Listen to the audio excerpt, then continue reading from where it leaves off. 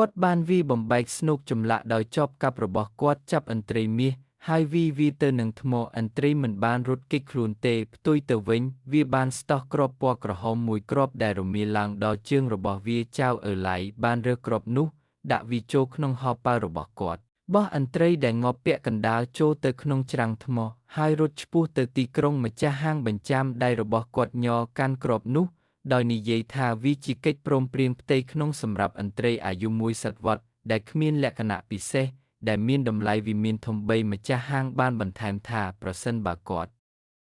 អាចទទួលបានបំណែកដើមរបស់ឥន្ទ្រីតម្លៃនឹងកើនឡើង20ដងភ្នែករបស់ចៅអឺឡៃប្រែជាក្រហមគាត់បានចាប់ចបកាប់របស់គាត់ហើយប្រញាប់ត្រឡប់ទៅគែមច្រាំងថ្មវិញសម្អាតថ្មនិងក្រញាំចេញឥន្ទ្រីមាសបានប្រមូលផ្ដុំគ្នានៅក្នុងស្នាមព្រះមួយដោយអង្វរដោយសំឡេងស្អុកថាអនុញ្ញាតឲ្យខ្ញុំទៅខ្ញុំនឹងផ្ដល់ឲ្យអ្នកនៅទ្រព្យសម្បត្តិនិងសេរីរុងរឿងចៅអឺឡៃសាច់ចំអកវារាងកាយឥន្ទ្រីដោយចបកាប់របស់គាត់ស្លាបរបស់ឥន្ទ្រីញ័រដោយការឈឺចាប់គាត់បានលូកដៃទៅចាប់បំណែកដើមរបស់ឥន្ទ្រីចេញប៉ុន្តែឥន្ទ្រីនោះបានខំគាត់ដោយកម្លាំងទាំងអស់របស់វាឈាមហូរចុះមកលើដៃរបស់គាត់ដោយកំហឹងយ៉ាវអឺវេបានវាឥន្ទ្រីនោះរហូតដល់ស្លាប់យកបំណែកคล้ายៗនោះហើយចាក់ចេញដោយមិនកប់សាកសពឡើយ3ថ្ងៃក្រោយមកយាយឆេនបានឡើងលើភ្នំដើម្បីប្រមូលអុសគាត់បានឮសំឡេងស្រទន់មួយចេញពីច្រាំងថ្មចោតពេលលួចមើលតាមថ្មគាត់បានរកឃើញឥន្ទ្រីមាសស្ទើរតែនៅរស់ស្លាបរបស់វាបាក់ជាបំណែករោមរបស់វាភ្លឺចែងចាំងដូចមាសយាយឆេនដែលមានចិត្តល្អបានដោះក្រមារបស់គាត់ចេញរុំឥន្ទ្រីនៅក្នុងនោះហើយយកវាទៅផ្ទះគាត់ជឿថាការជូនផ្កាបីឥឡូវនេះនឹងនាំមកនូវសន្តិភាពវិបុលភាពនិងទ្រព្យសម្បត្តិយ៉ាងច្រើននាពេលអនាគតគាត់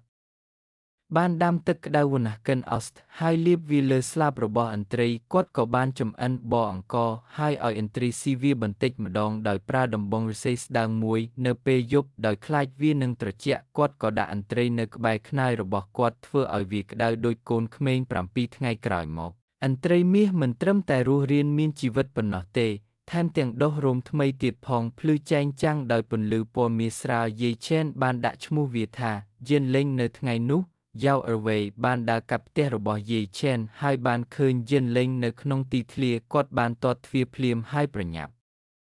ចូលទៅគឺឥន្ទ្រីនេះជារបស់ខ្ញុំយាយឆេនបានស្រែកឡើងព្រមទាំងលាតយិនលេងនៅពីក្រោយនាងគឺអ្នកគួរតែសម្លាប់វាហើយបោះវាចូលទៅក្នុងច្រាំងថ្មចោតយូរមកហើយ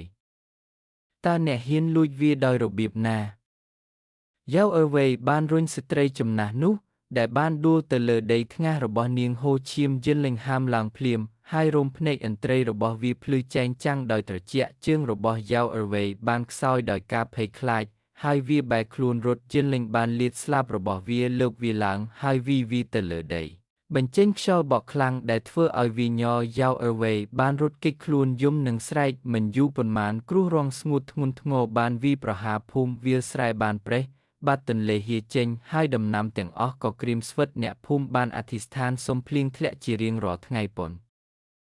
តែមិនបានផលអ្វីឡើយគ្រួសាររបស់យ៉ាវអឺវេមានដីច្រើនជាងគេហើយដោយឃើញគ្មានការប្រមូលផលគាត់ក៏អង្គុយនៅមាត់ទ្វារផ្ទះរបស់គាត់ជាប្រមាថដល់មេឃនិងផែនដីយាយចាស់ឆេនសម្លឹងមើលដីស្ងួតហួតហែងមានការថប់បារម្ភយ៉ាងខ្លាំងដែលនាងមិនអាចញ៉ាំបានយិនលេងបានចុះចតលើស្មារបស់នាងងក់ក្បាលយ៉ាងស្រទន់ហើយដើរតាមនាងទៅកាន់ច្រាំងទន្លេយិនវិញបានគ្រវីស្លាបរបស់វាហើយហោះឡើងលើមេឃដោយស្រែកយំយ៉ាងវែងភ្លាមនោះពុកខ្មៅបានប្រមូលផ្ដុំគ្នាហើយភ្លៀងធ្លាក់ខ្លាំងរយៈពេល3ថ្ងៃ3យប់ដែលធ្វើឲ្យវាលស្រែមានជីវិតឡើងវិញអ្នកភូមិបានស្រែកហូកេញ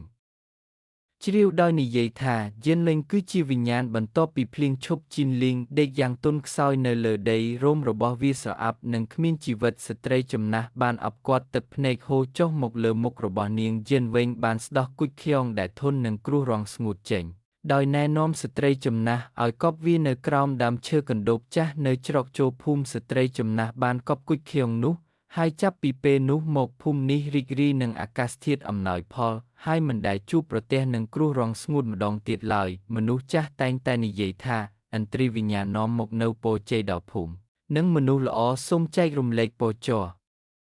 យ យនេះជាមួយអ្នកដែលជាអ្នកទស្សនាសូមជូនពរឲ្យអ្នកមានអាកាសធាតុល្អសន្តិភាពនិងសំណាងល្អដោយឃើញពីភាពអស្ចារ្យនៃគុជខ្យងវិញ្ញាណចៅអឺឡៃដែលនៅតែមានចិត្តនាអាក្រក់បានលួចទៅជីកវានៅពាក់កណ្ដាលអាធ្រាត្រពេលគាត់ចាប់ផ្ដើមភ្លាមជីនលីងបានលោតចុះពីដើមឈើហើយខំក្ដីរបស់គាត់អ្នកភូមិពេលឮសំឡេងរំខានក៏ប្រញាប់ប្រញ័រទៅចាប់គាត់នៅនឹងកន្លែងហើយនាំគាត់ទៅរដ្ឋាភិបាលខេត្តចៅក្រមបានកាត់ទោសគាត់ឲ្យនិរទេសខ្លួនហើយគាត់មិនដែលត្រឡប់មកវិញទេ3ឆ្នាំក្រោយមកជំងឺចម្លែកមួយបានវាយប្រហារភូមិភ្លាមមនុស្សបានដួលសន្លប់ហើយមិនអាចក្រោកឈរបាន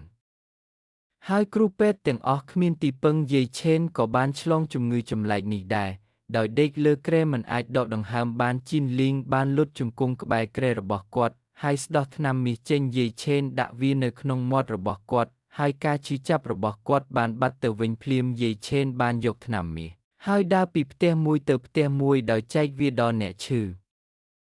ក្នុងរយៈពេលតិចជាង5ថ្ងៃមនុស្សគ្រប់គ្នានៅក្នុងភូមិបានជាសះស្បើយអ្នកភូមិបានប្រមូលប្រាក់របស់ពួកគេដើម្បីសាងសង់ផ្ទះថ្មីមួយសម្រាប់យាយឆេនដែលគាត់បានទទួលយកនិងចែកចាយដល់ជនក្រីក្រថ្ងៃមួយបូជាចារ្យសាសនាតាម្នាក់បានដើរកាត់ភូមិហើយបានឃើញទឹកមុខរបស់ជីនលីងផ្លាស់ប្ដូរយ៉ាងខ្លាំងនេះគឺជាវិញ្ញាណមួយមកពីភ្នំដែលមានគុណសម្បត្តិយ៉ាងជ្រាលជ្រៅវិញ្ញាណស្ងួតរបស់វាគួរតែស្លាប់បន្ទាប់ពីត្រូវបានជីកយកមកវិញប៉ុន្តែវានៅរស់រានមានជីវិតដោយសារតែសេចក្តីសប្បុរសរបស់យាយឆេនបូជាចារ្យសាសនាតាបានបន្ថែមថាអ្វីដែលចៅ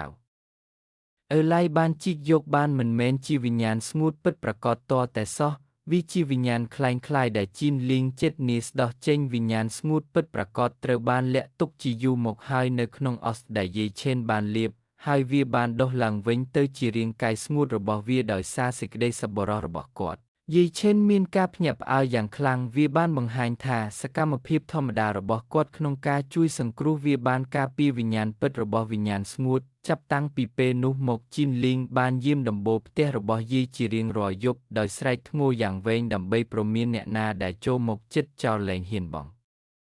ក៏បញ្ហានៅក្នុងភូមិទៀតហើយមនុស្សគ្រប់គ្នាអាចគេងលក់ស្រួលមួយឆ្នាំក្រោយមកក្មួយប្រុសឆ្ងាយរបស់យាយបានមកមាត់ទ្វារផ្ទះរបស់គាត់ដោយនិយាយថាយាយគ្មានកូនទេហើយចង់នាំគាត់ទៅទីក្រុងដើម្បីរីករាយនឹងជីវិតដ៏ប្រណីតតាមពិតទៅគាត់បានឮថាយាយមានឥន្ទ្រីវិញ្ញាណការពារគាត់ហើយចង់បញ្ឆោតជីនលីងឲ្យលោកគាត់បានអង្វរនិងអង្វរហើយយាយក៏យល់ព្រមពេលពួកគេទៅដល់ច្រកចូលភូមិភ្លាមជីនលីងក៏ហោះចុះពីលើមេឃភ្លាមដោយស្រែកធ្ងោក្មួយប្រុសរបស់គាត់ក្មួយប្រុសខ្លាចពេកមិនអាចចូលទៅជិតបានជីនលីងបានបើកមាត់របស់វាហើយខ្ជាក់សំបុត្រចាស់មួយសន្លឹកដែលជាកិច្ចព្រមព្រៀងរវាងក្មួយប្រុសនិងពួកជួញដូរតាក់ទងនឹងការលក់ឥន្ទ្រីកាលពីប៉ុន្មានឆ្នាំមុននៅពេលដែលក្មួយប្រុសមកភូមិដើម្បីស៊ើបការជីនលីងបាននៅអ្វីគ្រប់យ៉ាងពីធ្នឹមដំបូលហើយបានសរសេរកិច្ចព្រមព្រៀងដោយសម្ងាត់ដោយរក្សាវារហូតដល់សព្វថ្ងៃនេះយាយទីបំផុតបានឃើញពណ៌ពិតរបស់ក្មួយប្រុសរបស់គាត់ដេញគាត់ចេញភ្លាមហើយអបជីនលីងទាំងយំគាត់និយាយថាកឥន្ទ្រីវិញ្ញាណនេះយល់ពីខ្ញុំល្អជាងក្រុមគ្រួសារទៅទៀតក្រោយមកនៅពេលដែលស្ត្រីចំណាស់នោះចាស់ទៅហើយមិនអាចដើរបានជីនលីងបានប្រែក្លាយទៅជាបុរសវ័យក្មេងសង្ហាម្នាក់ហើយបម្រើគាត់ជារៀងរាល់ថ្ងៃដោយយកតែនឹងទឹកមកឲ្យគាត់បោកសម្លៀកបំពាក់និងចម្អិនអាហារម៉ាសាខ្នងនិងជើងរបស់គាត់និងថែមទាំងជួយអ្នកភូមិក្នុងការធ្វើស្រែចម្ការនិងជួសជុលផ្ទះទៀតផងគាត់មានចិត្តកញ្ញូជាងកូនប្រុសបង្កើតស្ត្រីចំណាស់រូបនេះរស់នៅរហូតដល់អាយុ98ឆ្នាំដោយទទួលមរណភាពដោយសន្តិភាពដោយគ្មានជំងឺឬការឈឺចាប់បុរសវ័យក្មេងរូបនេះបានបញ្ចុះនាងនៅក្រោមដើមឈើកណ្ដូបចាស់គោរពបូជា3ដងនៅឯភ្នូររបស់នាងហើយបន្ទាប់មកបានហោះត្រឡប់ទៅច្រាំងថ្មចោតឈីងយុនវិញជារៀងរាល់ឆ្នាំក្នុងអំឡុងពេលពិធីបុណ្យឈីងមីងគាត់នឹងត្រឡប់មកវិញដើម្បីគោរពនៅភ្នូររបស់នាងជួយអ្នកភូមិដោះស្រាយបញ្ហារបស់ពួកគេនិងការពារសន្តិភាពនៃតំបន់ការលោភលន់គឺជាបណ្ដាសាការភ្លេចសេចក្តីសុចរិតដើម្បីផលប្រយោជន៍ធ្វើឲ្យប៉ះពាល់ដល់អ្នកដទៃនិងទីបំផុតធ្វើឲ្យខ្លួនឯងឈឺចាប់ទង្វើល្អដោយស្មោះដោយមិនស្វែងរករង្វាន់នឹងនាំមកនូវពរជ័យដោយធម្មជាតិអំពើល្អនិងអំពើអាក្រក់នឹងទទួលបានរង្វាន់នៅទីបំផុតសេចក្តីសប្បុរសដែលអ្នកផ្ដល់ឲ្យនឹងក្លាយជាកម្លាំងដែលការពារអ្នករបស់ដ៏មានតម្លៃបំផុតនៅក្នុងโลกមិនមែនជាមាសនិងប្រាក់ទេប៉ុន្តែជាចិត្តស្មោះត្រង់និងសប្បុរសដោយមានចិត្តសេរីស្ថានសួគ៌នឹងជួយ